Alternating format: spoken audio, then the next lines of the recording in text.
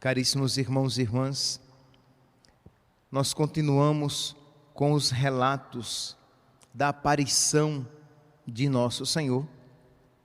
E hoje, nesta sexta-feira da 8ª de Páscoa, solenidade, então, hoje estamos todos dispensados de comer peixe, se assim o quisermos, porque hoje é solenidade, então podemos comer carne em plena sexta-feira. Pois bem, então, hoje nessa sexta-feira, nós voltamos o nosso olhar para Jesus ressuscitado, mas de uma maneira particular, para o coração de Jesus ressuscitado. Já que todas as sextas-feiras, nós de alguma maneira, nós recordamos o Sagrado Coração de Jesus, mas queremos olhar para o Sagrado Coração de Jesus ressuscitado, para o seu amor ressuscitado. Pois bem, o Evangelho de hoje, capítulo 21 de São João, nos apresenta essa aparição de nosso Senhor. Diz aqui que Jesus apareceu aos discípulos e eles estavam novamente pescando. Interessante que Jesus chamou Pedro, Tiago, João, eles estavam na barca, eles estavam pescando quando Jesus os chamou. Aqui, de alguma maneira, é um chamado, é um novo chamado, é um outro chamado com que o Senhor confirma aquele primeiro, confirma-os na missão de pregar o Evangelho a toda criatura. Pois bem, diz aqui no versículo 3, João capítulo 21, versículo 3, que Pedro disse aos discípulos: eu vou pescar. Meus irmãos, essa palavrinha aqui, ela se dá a várias interpretações. Há quem interprete de várias maneiras, mas existem padres da igreja que veem nesta frase de São Pedro uma expressão de um certo retorno à vida antiga. Isto é, Jesus que os havia chamado para que eles fossem seus discípulos, seus apóstolos, mas depois de tudo aquilo que havia acontecido, São Pedro de alguma maneira tendia a querer voltar a viver como antigamente, de alguma maneira como que deixando esfriar as palavras de nosso Senhor no seu coração. Neste sentido, é interessante esta aplicação espiritual para a nossa vida, porque nós somos assim, nós tendemos constantemente a desanimar. A nossa vida é como não sei se vocês já tiveram a experiência de acender, acho que sim, né? De acender um braseiro, seja para um churrasco, seja para assar milho, né? Você fica ali abanando aquele braseiro e precisa estar abanando constantemente, porque senão ele apaga. As brasas viram cinzas e voltam a ser carvão queimado, frio. Então precisamos estar sempre ali assoprando ou abanando para que as brasas fiquem vivas, vivazes, quentes, para que o fogo esteja à mostra. Assim, meus santos, é na nossa vida espiritual. Não pense você que porque teve um encontro com Cristo, porque teve um encontro com o Senhor ressuscitado, não pense você que o desânimo não pode bater novamente à porta do seu coração. Não pense você que porque fez bons e generosos propósitos na sua vida, não pense que você não se sentirá aqui ou ali, você não se sentirá tentado a retroceder, a voltar atrás, a querer ter uma vida velha. E não tenha dúvidas que da mesma maneira, não da mesma maneira, mas que assim como quando você está cheio de Deus, você leva outras pessoas para Deus, quando você cai no desânimo, você acaba por desanimar outras pessoas também. Nós, de alguma maneira, somos exemplo, seja para o bem, seja para o mal. Livre-nos o Senhor de sermos exemplos para o mal para alguém. Pois bem, então diz aqui que Pedro disse: eu vou pescar. E os outros disseram que nós vamos contigo também. Então Pedro arrasta consigo um grupo e eles vão pescar. E diz aqui que eles entraram na barca, mas não pescaram nada naquela noite. João, capítulo 21, versículo 3. Isto é, eles estavam pescando durante a noite, tinha tudo para dar certo, mas quem dá a eficácia ao nosso apostolado é Deus. Não são as nossas ações, não é a nossa eloquência, não são os meios técnicos utilizados por nós, não é a capacidade humana. Sem mim nada podeis fazer. Isso que eu apliquei aqui, a evangelização, eu poderia aplicar o quê? A sua evangelização em casa. Não é porque você é um pai exemplar, um pai, um homem reto, um homem trabalhador.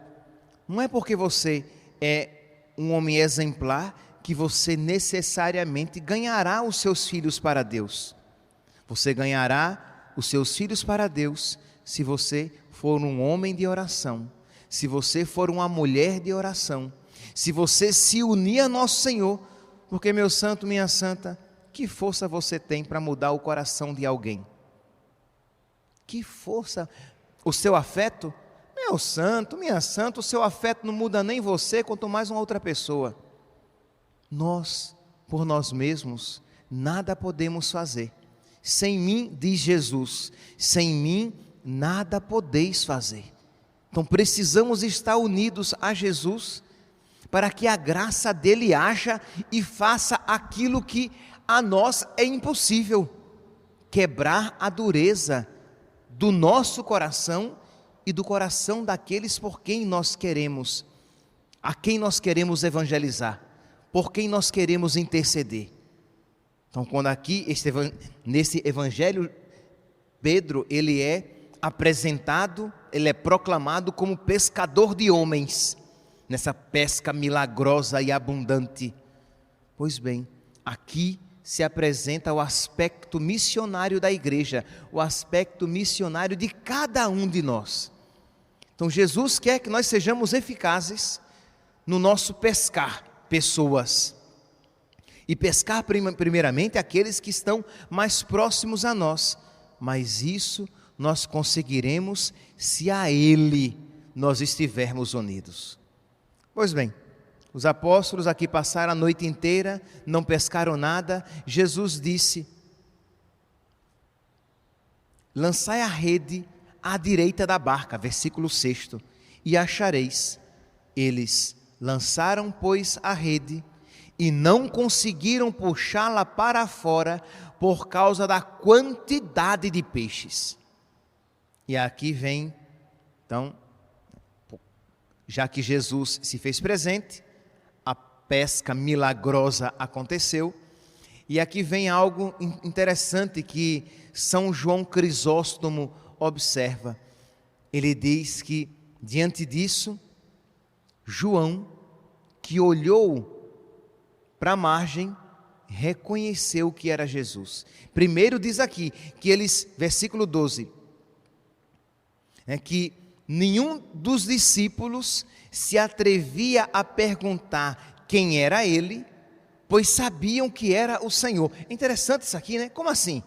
Eles estavam com Jesus, eles não se atreveram a perguntar: quem és tu? Isto é, existia algo de diferente, mas todos eles sabiam que era o Senhor. Aqui, meus santos, é essa realidade do corpo ressuscitado de Cristo. É Cristo ressuscitado, porque Ele traz as chagas nas mãos, as chagas nos pés, a chaga no lado direito, mas ao mesmo tempo é um corpo glorioso. As mulheres acharam que era um jardineiro, os discípulos de Emaús não o reconheceram. Lá em Marcos, capítulo 16, versículo 12, que diz assim que depois Jesus apareceu com uma outra aparência entre eles. Marcos, capítulo 16, versículo 12. Então quer dizer, Jesus tinha, como ressuscitado, tinha esta capacidade. E segundo, repito, era um corpo glorioso. Ora, se você, imagine, se você voltar quase 44 anos atrás, vocês vão encontrar um menino rechonchudo, que nasceu com mais de 5 quilos no parto normal. Sou eu. Se você olhasse para aquele menino rechonchudo, você vai dizer o quê? É o Overlan.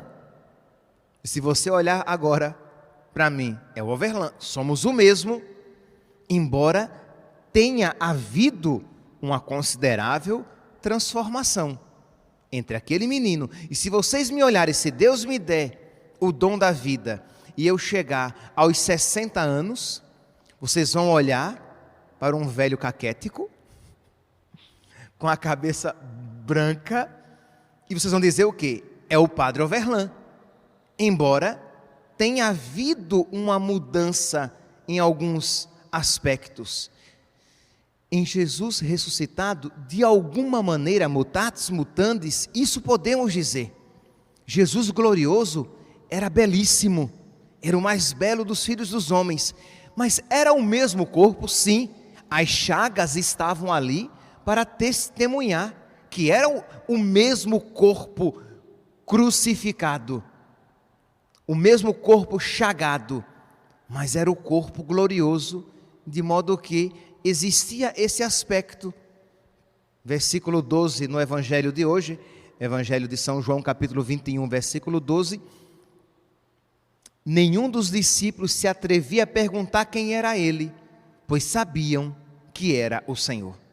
Então aqui mais um detalhe nessa realidade do corpo glorioso de Cristo. Pois bem, mas voltemos aqui. Então eles estão à margem, eles estão ainda no barco, veem Jesus à margem e diz que João reconheceu. Mas foi Pedro quem primeiro pulou. Isto é, o amor deu a João a capacidade da profundidade. Ele reconheceu Jesus, mas o amor deu a Pedro a agilidade. Foi ele quem logo mergulhou e foi ao encontro do seu mestre. Isto é, foi o amor tanto em um como em outro, mas cada um agiu segundo o dom que lhe tinha concedido, segundo o dom de cada um. São João Crisóstomo, ele diz isso, abre aspas, cada um com o seu próprio caráter. Um tinha maior profundidade, João. O outro tinha maior vivacidade, Pedro, o sanguíneo Pedro.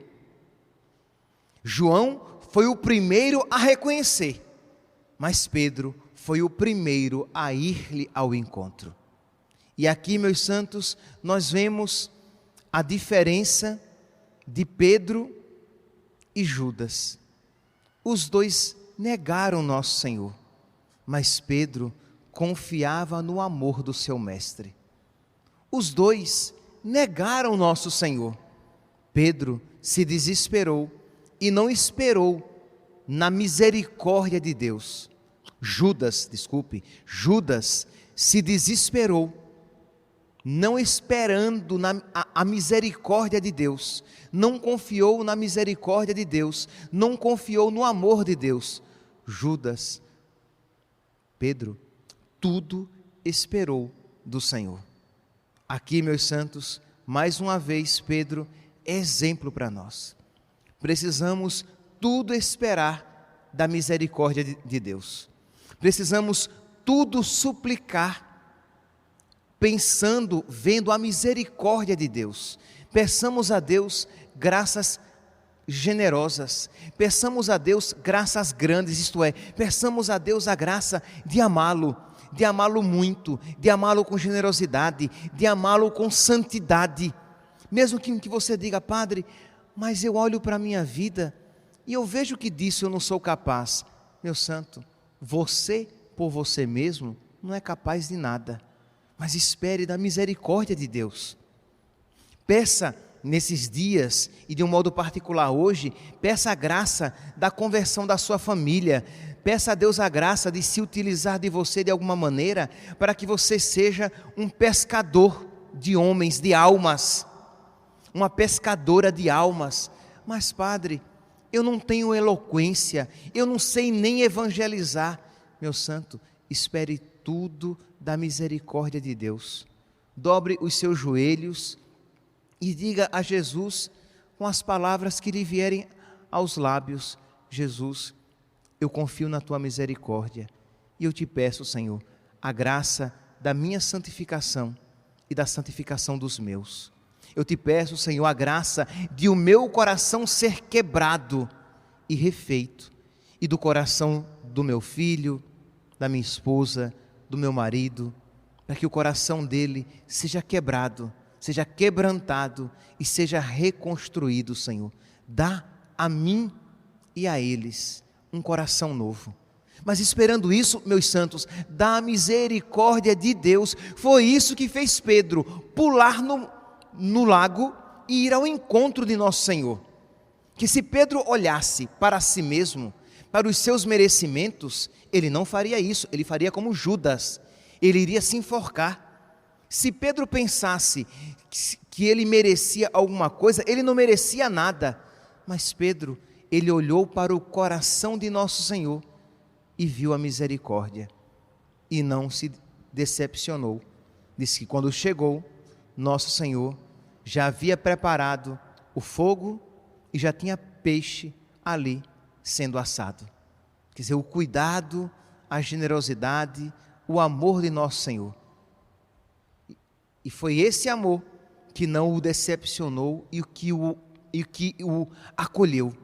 Então que nós hoje, nessa sexta-feira da oitava de Páscoa, nesse dia de Páscoa, estamos ainda liturgicamente celebrando o dia da Páscoa, o dia da ressurreição. Peçamos ao Senhor que nos conceda este coração ressuscitado para os nossos. Peçamos a Deus que nos conceda a graça de esperar tudo da sua misericórdia e alcançar grandes graças para nós e para aqueles por quem nós estamos rezando. Louvado seja nosso Senhor Jesus Cristo, para sempre seja.